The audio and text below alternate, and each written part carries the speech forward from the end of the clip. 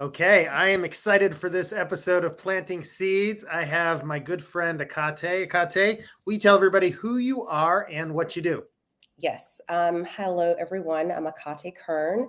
I am the CEO and co founder of Tenant Consultancy. We are a strategic communications consultancy that really focuses on anything from social impact, technology, healthcare, and CPG companies. So we kind of do a run of the gamut of different industries. You're also the board chair of the A Pledge, which we'll talk about. Yes. And you If I have, get into all the things, yeah, my titles, it would just be a little too bit much. ridiculous at this point. But tenant is where I've spent Yeah, a lot of my efforts. So yes, great. And you are an author now. I am an author now. I'm really excited about that. So I have a book that's coming out called The Colors of Me.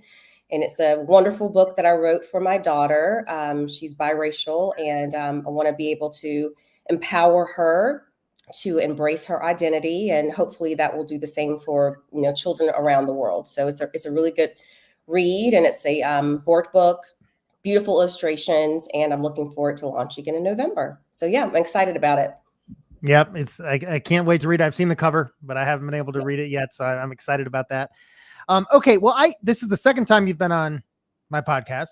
Yes. Um, First time we talked about a book you gave me, which we'll actually talk a little bit about later. But this time, when we met, you had a different name, Yes. and I wanted, and thank you for agreeing to chat with me about this publicly. It was such a powerful experience for me being your friend and around you during that period, that I just felt like it's a story that needs to be told. And I think, more people need to hear about these kind of experiences. So when we met, your name was Katie. Katie. You went by Katie, I right? went by Katie. I was Katie Kern to the professional world. Yes. And And people love the name, by the way. They love the name. Katie Kern, Katie Kern. it's like a superhero name. Yeah, they used to always say, "Oh, it's kind of like Katie Couric." I'm like, "Yeah, perfect. We're in the same industry." So yes. Yes. Okay. And that's how I knew you, but I didn't know that you had changed your name to Katie. So can you tell that part of the journey? Like when did you switch? What was, how did it happen? Yeah, so you were actually a part of that conversation. I was at I think it was an AMA meeting event that we were attending. And I met a young lady, and I introduced myself to her, and she was like, "Is that really your name? Is Katie really your name? You don't look like a Katie." And I'm like, "I'm not Katie. That's not who I am. My real name, my birth given name is Ekaette." And so Ekaette is African in origin, Nigerian, and my mother and father gave me that name. It means mother of the father. So my name's Ekaette Asante. Asante means thank you. So mother of the father, thank you. So there's meaning behind it. And I grew up with the name. I loved my name and embraced it because it was very much important for my mom and dad to give my sisters and I these names. My sister, youngest sister, Nzinga Imani, that's an African queen, Nzinga, and then Kadada Naki, which is little sister. So she was the firstborn. So, I mean, these beautiful names that we grew up with and really loved them and embraced them. And, my mother and father were part of the migration back to Africa, in the 1970s and early 80s. And my dad was a part of the Black Panther Party. So, it was really important for them to get us in touch with our roots and our ancestors. So, being a Black American, a lot of us do not know where we come from, originally. A lot of us say, we're American because, we can't even trace back, hundreds and hundreds of years ago when we were stripped of, all of our names and just any sort of humanity, and given last names of slave owners. So it was really important for my parents to give us these names, and we loved them growing up. We really did. I mean, we had some, of course, difficulties in school with people mispronouncing them. First day of school was, I dreaded. I literally dread the first day of school because it was always teachers. They would butcher it or they would not say anything. They were like, my last name, of course, my maiden name was Nelson, for God's sake. Mm-hmm. And then you have this first name of Ekaette. So it was always correcting people, helping them. It's interesting when people look at my name, it's Ekaette, and they want to pronounce it E something. Ekaette, Ekaette. I mean, where the L came from, I have no idea, but it's, really difficult. And I don't mind educating people and helping them to pronounce it correctly. But I found myself when I was moving into the start of my professional career, my name was a barrier to entry into the workforce. So I took it upon myself. I actually had a conversation with my mother about it and said, hey, I want to change my name on my resume. It's not helping me to get the jobs that I'm applying for. I know that I'm qualified for these positions, but I'm not getting any callbacks. And I promise you, Jeff, as soon as I changed my name to Katie, at that time Nelson, actually resubmitted my resume to a couple of places immediately, emails, phone calls, no hesitation. And then until I actually showed up to the interview, that's when it was just like, oh, it was almost a look of shock when I actually showed up, because Katie is, very, vanilla, for a better word. And, Ekaette is, of course, very, very African. So that was a really tough time for me when I actually had to almost change my identity. I was like this, Wizard of Oz behind the curtain type person. And then I had to sometimes show up as Katie, going into the workplace. I'll get a job and they're expecting Katie. So I showed up as Katie. It was code switching in the office, dressing a certain way. Would never in a million years wear my hair like this. Never in a million years in a corporate environment wear my hair like this. I was always wearing my hair straight. It was pulled back away from my face, minimal makeup, just nothing that was going to attract any sort of attention. I wanted to be very much someone who fit in with everyone else. And in my industry, when you're in comms, marketing, any sort of creative industry, unfortunately, there's very few of us, especially when it comes to corporate environments and also in the agency environment. I was used to being the only one. So I wanted to fit in. And that was unsettling. And it actually started shaping my personality over the course of time. And how long were you Katie until that event and then the change? 20 years. Wow. Was Katie a nickname? Katie was a nickname. Yes, Okay. Katie was a nickname. Yep. But I never used it. It was always something with family. It was always just, Right. Family, cousins and things like that. But when I went to school, I was Ekaette. So, 20 years of Katie. Yeah. Yeah. What did your mom say when you said, hey, I think I need to do this if I'm going to get the job I want or get accepted in the workplace? My mom is, she's a realist. She was like, do what you need to do and, so that you can get the opportunities that you deserve. So, for her, it was just like, it's strategic. You're making a strategic move to get, the position that you want. And, for my father, it was kind of heartbreaking for him. He changed his name. My dad's name is Vernell, his birth name, but he changed his name to Cindiata, which means lion prince. So that's what my dad went by for years and years and years. So it was a little bit heartbreaking for him, but, of course he understood. So when you spoke with that woman at the AMA event, and then, you shared that your birth name was Ekaette, and then what made you from that point, and how long did it take for you to switch back? After that revelation kind of happened at that event, I went home and just really thought about it. I was like, why am I still using Katie? Is it because it's easy, because it's acceptable? all the things. And then you think about, some of the people that I admire, in this world, Oprah Winfrey. Oprah, she has a very unique name. Barack Obama, African in origin name. It's just why am I holding on to this? Did it serve me throughout my career? I'm sure it did, absolutely. But at that point, I didn't feel like I had anything to prove. So I just said, you know what? I'm going to change it. People either accept it or they don't. And a lot of people embraced it. I actually had some friends of mine from college. They were like, thank God, finally, you're going to use your name. Because it's a beautiful name. Yeah. And I love it because it is unique. I don't know very many Ekattes. I haven't come across very many Ekattes in this world. I think I've met one.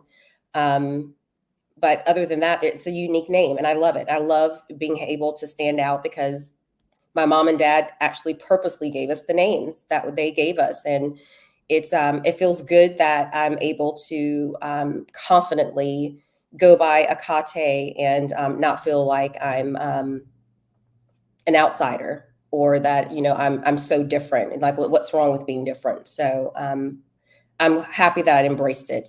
20 years in my career, but I did make the change. So I'm proud of myself for doing that. Yeah. Well, what year was that again? That was 2000. Would have at least been 21. I think it's 2021. Yeah, I think so. 2021. Yeah. Because I can't even so I met you and knew you as Katie. Yeah. That doesn't even equate. Like I look at you and I don't think Katie anymore. So I mean, Yeah. it's been years since that. So I'm curious. Do you think that?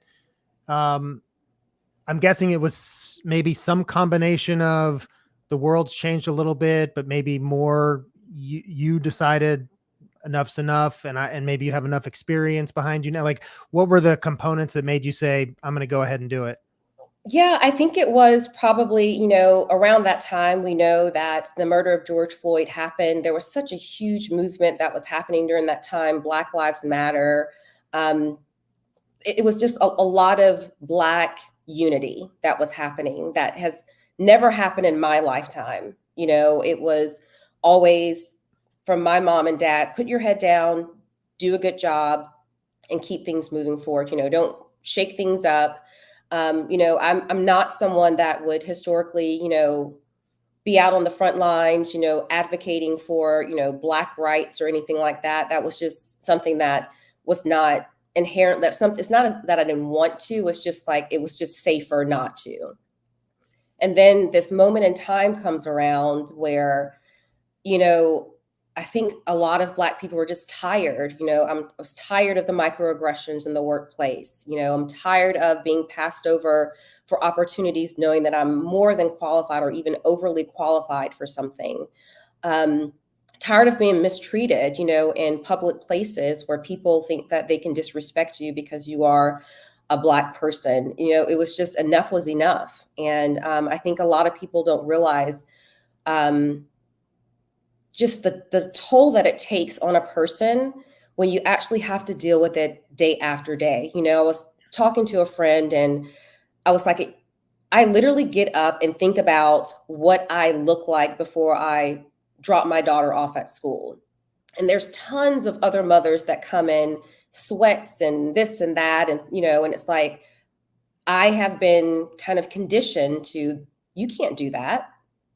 You need to get up, get dressed, get yourself together, and go present yourself in the best way so that people don't think that you are that person who is not educated or not someone who's just someone who's a part of this society that deserves respect. And so I always put on this mask and before I go out, because I just know what the ramifications would be if I didn't. You do get treated differently if you're not pulled together. You do. And having to deal with that so often, it's exhausting. And right now in my life, I'm trying to break down a lot of those walls that I've put up so that I do feel comfortable in my own skin and feel like I'm good enough. So I'm a work in progress with that. Mm. And that code switching, as you talked about earlier, and that's a phrase I didn't know until you gifted me the book "I'm Not Yelling" Yeah. by Elizabeth Leba, and which again I just like. What's the subtitle of that? Like a Black woman's guide to the workplace, or something like that. And Yeah. you gifted it to me. very much not a Black woman. And I still like, it's one of the most powerful things that I think anyone's ever given me, because I want to say that you trusted me enough to accept that and actually listen to it. And it's great. And we'll put a link to it in the show notes. But that's when I first, and she talks about code switching and just this every day having to think about how you're going to enter whatever space you're going to. And that's not something that I've ever had to think about. And I think it's obviously, we're talking about the fact that you're a Black person, but you're also a female. And so Mhm. there's elements to all of that. And so I guess I'm curious, like you said, you're a work in progress. Are you, gosh, like, has changing your name back given you more confidence, and are you making more progress against that? And are there more times when you're saying, you know what, I'm just going to go in and be more me than I normally would, or is that still very difficult?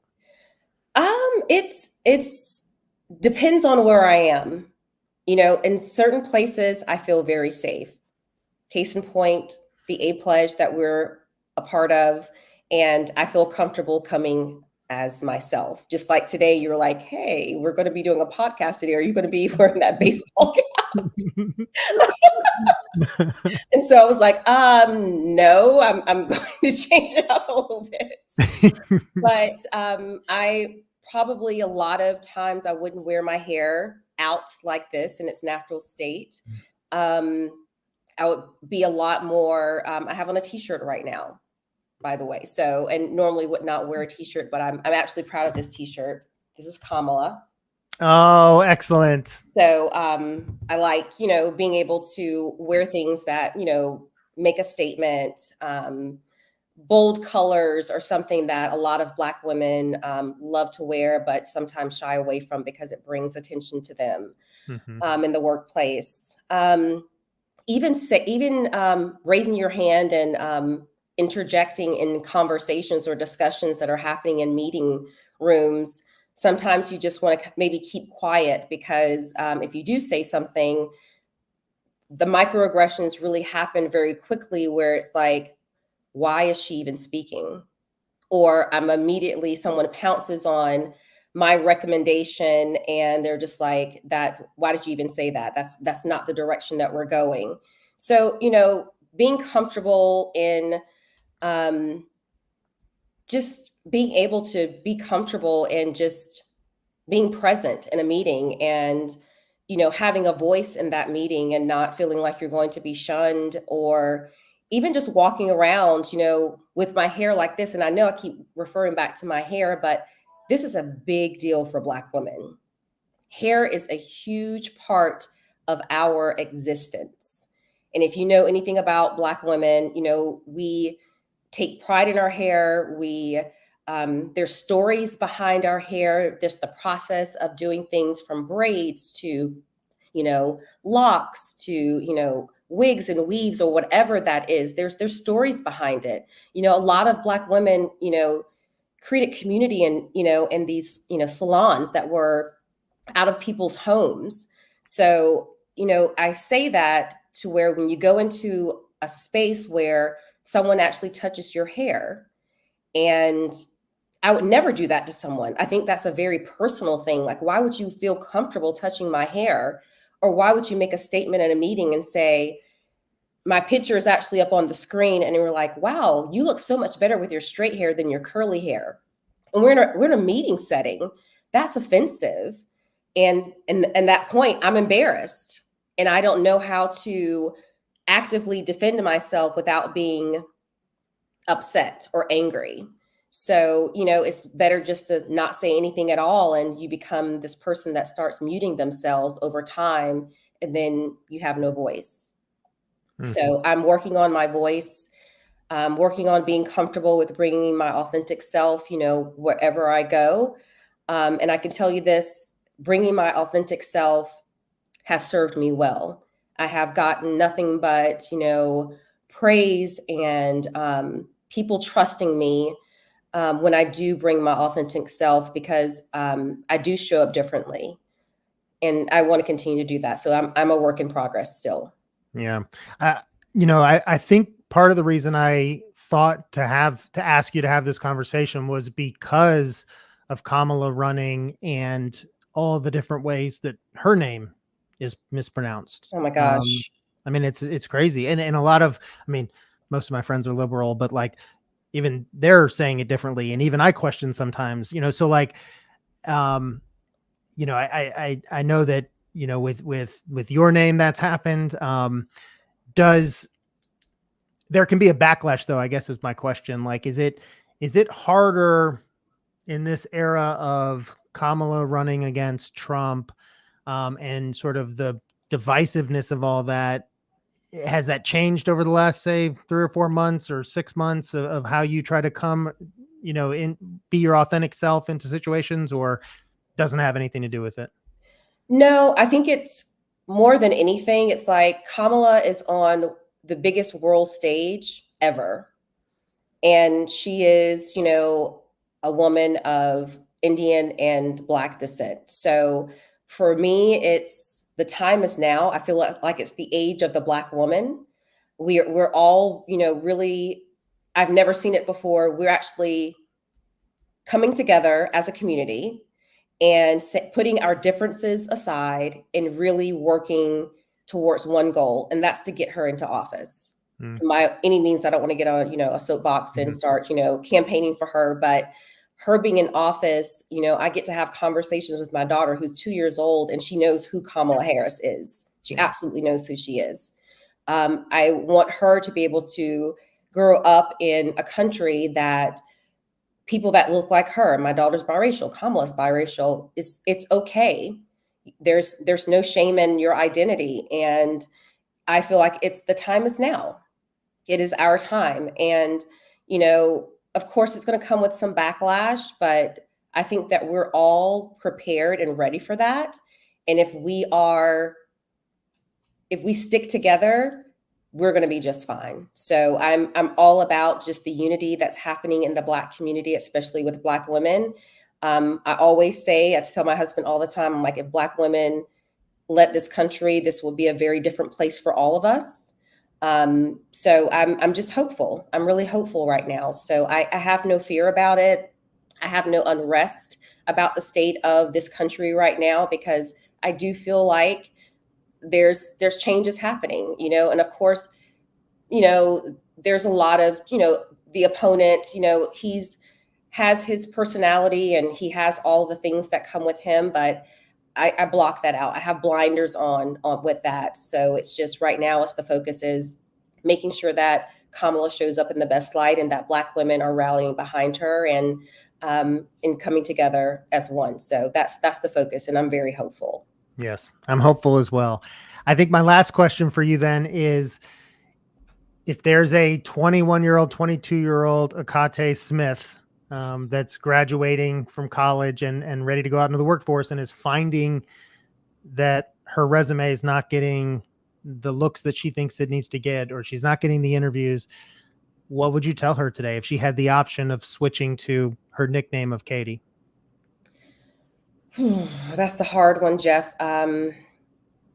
It's hard to sit back and watch others get opportunities when you know that you're more than qualified for something. And if you're sitting around and it's really taking a while to get inroads, I would tell that person, be strategic and do what you need to do. But I would say this: don't wait 20 years to change it. I think it's important for people to show up and be able to be their authentic selves in the workplace, because it comes with a lot of stress and a lot of uncertainty, and also your confidence is a little bit shaken when you're not able to show up that way. So I say to that person, do what you have to do strategically to get the roles and the opportunities that you want, but don't wait a long time to make the change, because it's okay. It really is okay. So I hope that would be something that, someone would not be upset with me for saying that, change it just for the opportunity. But sometimes we just got to do what we got to do. Yeah. Well, thank you. First of all, thank you so much for having this conversation. Part of the reason I named this podcast Planting Seeds is because I just feel like stories like that don't make it into certain communities. And, when I went through Leadership Atlanta in 2012, 2013, it was the first time I heard some of these stories from my Black classmates and the things that they go through. And so I appreciate you being vulnerable and sharing that. But more importantly, I just appreciate our friendship. And, you've helped me grow and helped me see the world and continue to help me see the world through the right lens. And so having this conversation helps me probably more than anyone else. So thanks for doing that. You're so welcome. And thanks for having me. All right. I hope to see you soon. All right. Thanks.